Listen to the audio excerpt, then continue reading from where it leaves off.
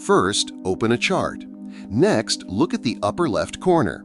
Click on the Gann and Fibonacci tools icon, then scroll down and select Fib Retracement. To draw your Fibonacci levels correctly, you need two things: a swing, which is a strong move either up or down, a retracement, which is a move in the opposite direction of that swing.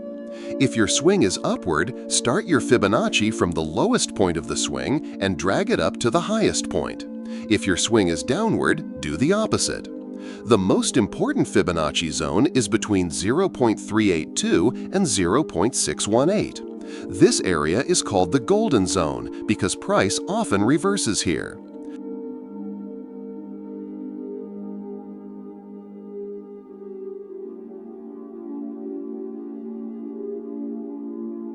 To change your Fibonacci settings, click on the retracement you just drew, then go to the Settings tab. You'll see all the Fibonacci levels on your chart.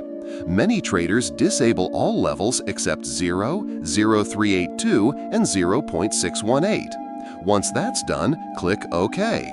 Now you'll see only the golden zone on your chart. If this video helped you, don't forget to like and subscribe to support the channel.